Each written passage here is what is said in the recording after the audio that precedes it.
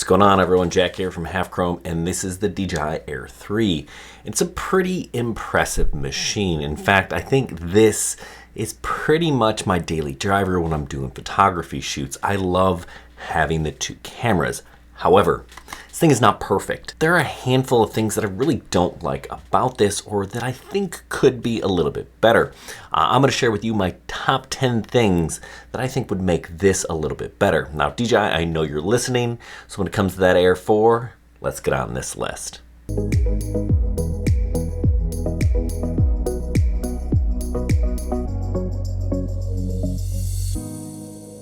Okay, so this drone is not cheap. The base package starts at about $1,100, and the Fly More combo with the RC2, that's this guy with the built-in screen, that's over $1,500. And for $1,500, I would assume that I could take this drone out, charge it up, and be ready to go. But DJI didn't include a charger. They didn't include a charging brick, nothing. They give you a USB-C to USB-C cord and just kind of assume that you have something that would work with that. A lot of people actually don't. And if you want to buy DJI's 100-watt charger, they're going to charge you another $95. It's actually kind of ridiculous. I actually picked this one up. This is an Anker charger, 100 watts. $35. That's the way to do it. You want something that's at least 65 watts or better, otherwise your batteries are going to take forever to charge. I can't believe they didn't include that in the Fly More combo. Shame on you, DJI. Now, this next issue isn't something that I really expected to see on this drone, but it is kind of difficult to match ND filters to these two cameras. They have different apertures, and because they have different apertures and they're not variable, you really kind of have to guess with the ND filter before you put it up in the air. And then if I'm switching cameras, it kind of becomes a hassle. So no variable aperture, that's kind of a big deal for me, especially with these two cameras and matching ND filters. I get it, DJI wants me to buy the Mavic 3 and spend a little bit more dough to get that variable aperture. Number 3 on my list of issues is there's no 6K video. This shoots 4K at 100 frames a second. That's fantastic. But you know what? Remember this guy, the Air 2S? Yeah, this one shot 6K video or 5.4K, whatever you want to call it. And that's great, especially it allows me to do a lot more in post-processing. So yeah, this older drone had 6K video. Why don't I have that on the newer version? So this new RC2 is fantastic. I'm really a big fan. Some small improvements over the RC1 with these external antennas. So that's really nice. But you know what's not nice? The only drone I can fly with this thing is the Air 3S. I can't fly my Mavic 3. I can't fly my Mini. I can't fly my Air 2S with this. And also, I've got the old RC1.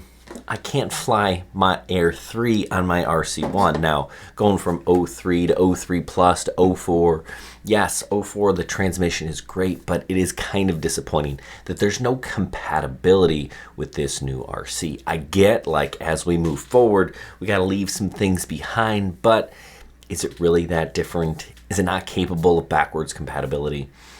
Kind of disappointing. I'd love to see, and I think that we probably will in the future, that maybe adds a drone to the RC2, but we will see.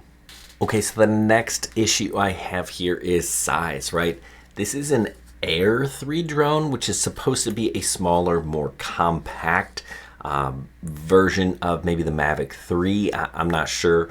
But it's really a whole lot bigger and heavier than the Air 2S. And I feel like it's just a little bit shy of my Mavic 3.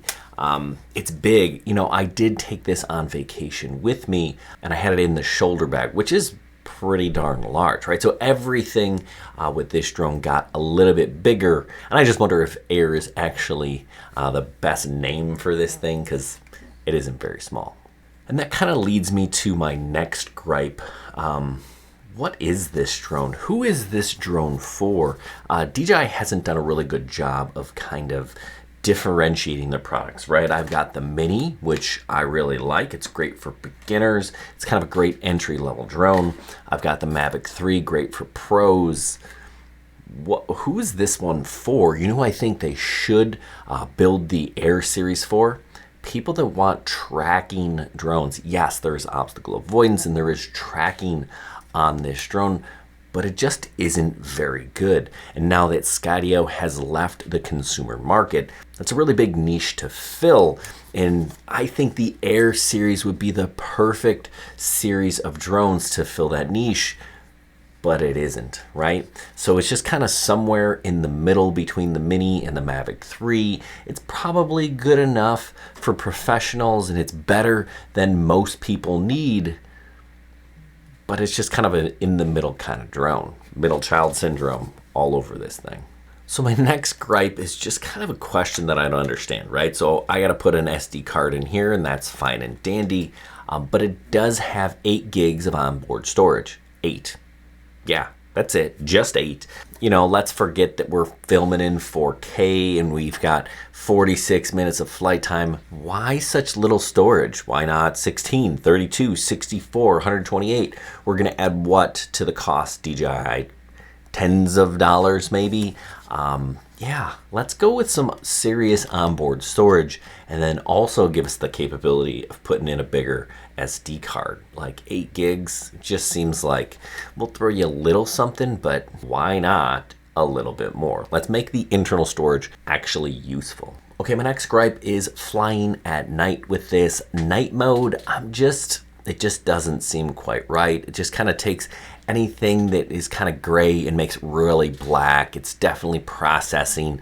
I feel like I should probably just fly in normal mode and then post-process my night videos myself because I'm not sure that it's doing a great job. Also, if you're in night mode, you're not going to get any flight mode. So if you want to orbit a subject, you have to do it manually, which I guess maybe at night that's not a terrible thing. But if I'm flying at night, I can still do that if I'm not in night mode. Look at these stills here, right? The corn just kind of disappears in night mode. It just kind of hazes over all of that stuff, and I feel like we're just losing too much detail. Plus, remember this guy, the Air 2S? Yeah, it had a full 1-inch sensor. Bigger sensor is going to be better at night, so why do we have a smaller sensor with a night mode that just isn't quite up to par? Another suspect decision, if you ask me. So this next gripe I have, I'm not sure if this was kind of a freak occurrence or super high winds or what it was, but this guy was getting pushed around in the wind, flying sideways, right? So if you're flying sideways, it tends to not be able to handle the wind as much as I want. I really have some bobbing up and down going on as we're orbiting this tower here. So was that fluky? I'm not sure. Was it just kind of wind gusts? I don't know. I just feel like it should have been able to handle that a little bit better than it actually did.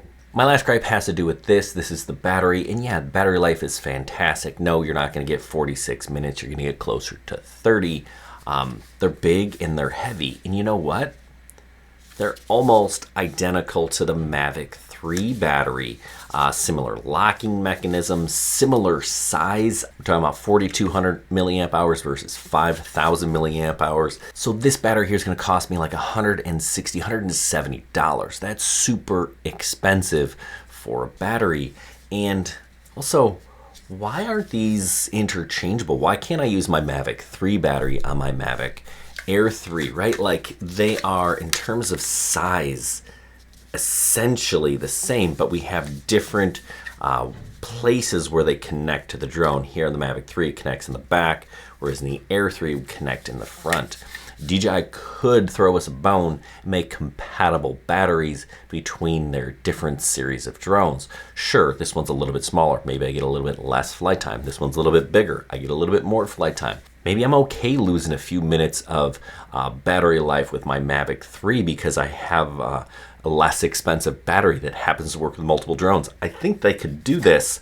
Instead, I got to spend a whole lot of money, whichever battery I buy, and it's only going to work with that drone. They absolutely could have thought of the consumer and they didn't. Anyway, I hope this was helpful.